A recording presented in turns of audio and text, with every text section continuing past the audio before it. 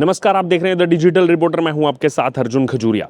महाराष्ट्र से इस वक्त बड़ी खबर सामने आ रही है, जहां एक तरफ 23 नवंबर को नतीजे सामने आ चुके थे, लेकिन इसी बीच मुख्यमंत्री कौन होगा महाराष्ट्र का, ये अब तक तय नहीं हो पाया। इसी बीच आपको ये बता दें कि बीती शाम को राष्ट्रीय राजधानी दिल्ली के अंदर एक बड़ी बैठक हुई, जिसमें खुद देवेंद्र फडणवीस, एकनाथ शिंदे, अजीत पवार यहां पर बैठक में मौजूद रहे और केंद्रीय गृह मंत्री अमित शाह के साथ जो है ये बैठक हुई। अब इसमें एक चीज तय हो चुकी है कि अगला जो मुख्यमंत्री होगा महाराष्ट्र का, वो भारतीय जनता पार्टी से ही होगा। एकनाथ शिंदे ने पहले ही इसको लेकर के समर्थन दे दिया था, इस बात को लेकर के पहले ही उन्होंने आगाह कर दिया था कि भाजपा जो भी फैसला लेगी, मोदी अमित शाह जो भी फैसला लेंगे, वो उनको मानने के लिए तैयार हैं।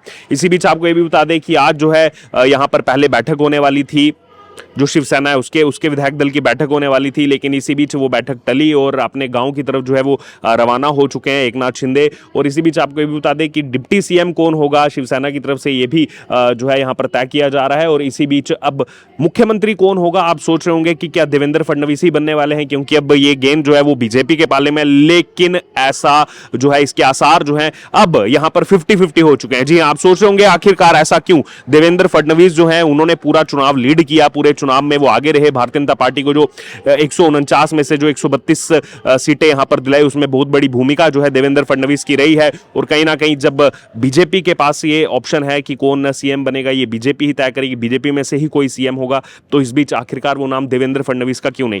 दरअसल इसके पीछे एक और कारण है, क्योंकि देवेंद्र फडणवीस जो है वो नागपुर बेल्ट से आते हैं, ब्राह्मण चेहरा है, लेकिन कहीं ना कहीं बीजेपी जो है इस बार ये भी देख रही है कि किसी मराठी चेहरे को, किसी मराठा को जो है इस बार महाराष्ट्र की कमान दी जाए।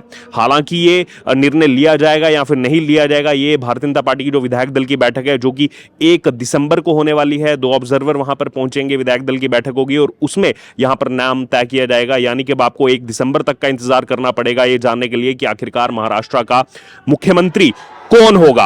अब इसमें नाम देवेंद्र फडणवीस का भी हो सकता है, सबसे आगे प्रमुखता से उनका नाम चल रहा है, लेकिन यहां पर जो हमने पिछले कुछ सालों से भारतीय जनता पार्टी की शैली देखी है कि हमेशा अपने निर्णयों से वो चौंकाने वाला काम करते हैं, तो वहां पर कोई चौंकाने वाला नाम भी आपको नजर आ सकता है। कोई जो यहां पर विधायक इतने चुन करके आए हैं, जो मराठा बेल्ट से आता हो, जो मराठा यहां पर विधायक चुन करके आए, उनके भी चांसेस हैं कि इस बार वो सीएम पद की रेस में बने हुए हैं। हालांकि कौन सा नाम होगा ये कुछ भी कहना इस समय जो है यहां पर पॉसिबल नहीं है, लेकिन कहीं ना कहीं एक बहुत बड़ा तबका जो है वो ये चाहता है कि देवेंद्र फडणवीस जो है वही सीएम बने रहें, क्योंकि जितना देवेंद्र फडणवीस का भारतीय जनता पार्टी को क्योंकि वो रिप्रेजेंट करते हैं, लेकिन दूसरी तरफ आरएसएस में भी बहुत क्लोज बॉन्ड जो है यहां पर देवेंद्र फडणवीस का। और इस बार के चुनाव में जिस तरीके से राष्ट्रीय स्वयंसेवक संघ ने पूरा महाराष्ट्र के अंदर कैंपेन किया, महाराष्ट्र के अंदर जिस हिसाब से पूरा चुनाव के अंदर आरएसएस ने यहां पर ओपनली एक हिसाब से कहा जाए तो प्रचार किया, तो ये भी एक चॉइस हो सकते हैं। अगर आरएसएस से भी यहां पर पूछा जाए तो देवेंद्र फडणवीस वो नाम हो सकते हैं। हालांकि ये भी एक तरफ हो सकता है कि बीजेपी फिर से चौंका दे, कोई यहां पर मराठा चेहरा भी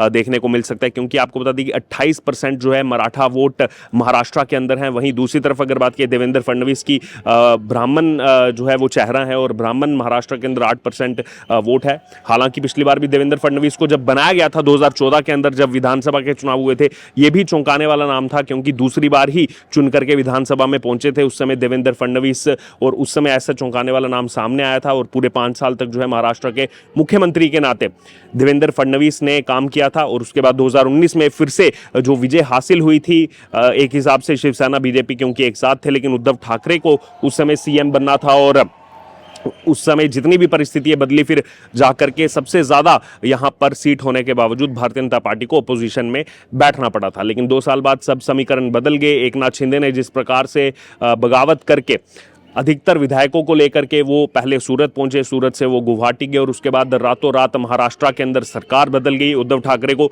इस्तीफा देना पड़ा।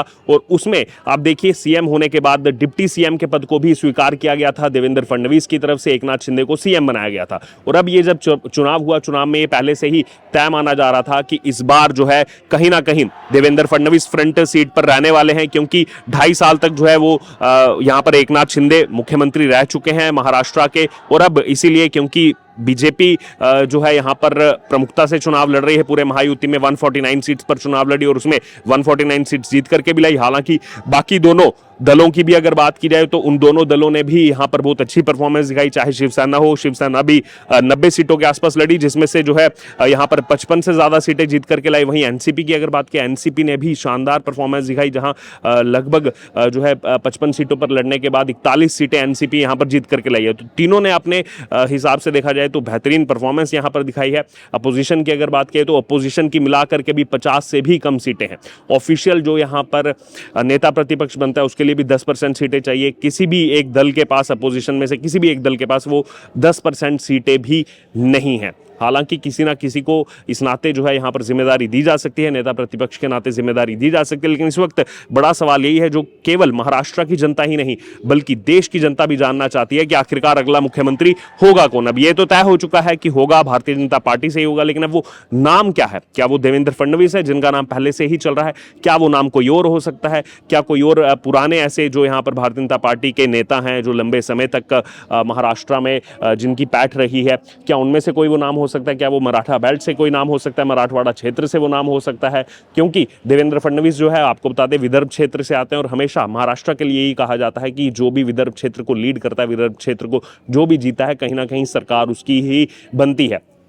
नागपुर से आते हैं यहाँ पर देवेंद्र फडणवीस, तो हो सकता है इस बार कुछ और यहाँ पर एक्सपेरिमेंट जो है वो भारतीय जनता पार्टी की तरफ से किया जा सकता है। हालांकि अभी जो है चर्चाओं का बाजार काफ़ी ज़्यादा गर्म है। महाराष्ट्र के अंदर भी जो है काफ़ी ज़्यादा चर्चाएं यहाँ पर हो रही हैं लोगों के बीच में। भारतीय जनता पार्टी की भी अगर बात की जाए तो संगठनात्मक तौर पर काफ़ी ज़्यादा चर्चाएँ जो हैं वो यहाँ पर गर्म हो चुकी हैं कि कौन जो है वो अगला सीएम बनने वाला है। क्योंकि ये जितने भी 132 विधायक जीत करके आए हैं भारतीय जनता पार्टी की, अब इनकी पूरी एक बैठक होने वाली है। जो ये बैठक होगी इसमें 2 पर्यवेक्षक, 2 ऑब्जर्वर जो है वो यहाँ पर केंद्र से भेजे जाएंगे और जाकर के अब देखना होगा कि क्या सबसे पहले चर्चा की जाती है या फिर सीधे तौर पर जाकर के वो नाम जो है उसका ऐलान किया जाएगा। जैसा कि पहले भी हमने देखा है पिछले साल, चाहे मध्य प्रदेश हो, चाहे छत्तीसगढ़ हो, चाहे राजस्थान हो, तीनों में ऐसा ही देखने को मिला कि एक नया एक्सपेरिमेंट जो है यहाँ पर किया गया। शिवराज सिंह चौहान जो कि एक लंबे समय तक मध्य प्रदेश में मुख्यमंत्री रहे और चुनाव से ठीक पहले एंटी इनकम्बेंसी फैक्टर इतना ज़्यादा हावी था, लेकिन जिस हिसाब से यहाँ शिवराज सिंह चौहान ने मेहनत की थी, लगभग 32 दिनों के अंदर 163 उन्होंने जनसभाएं की थी। उसके बाद ये तय माना जा रहा था कि इतनी ही सीटें आई हैं, 163 सीटें यहाँ पर आई हैं तो शिवराज सिंह चौहान का मुख्यमंत्री बनना तय है। जिस हिसाब से रोजाना उन्होंने जो मेहनत की है, लेकिन उसके बावजूद यहाँ पर शिवराज सिंह चौहान के लिए कुछ और यहाँ पर सोचा गया था भारतीय जनता पार्टी की तरफ से और उनको केंद्र में लाया गया और वहाँ पर जिम्मेदारी जो है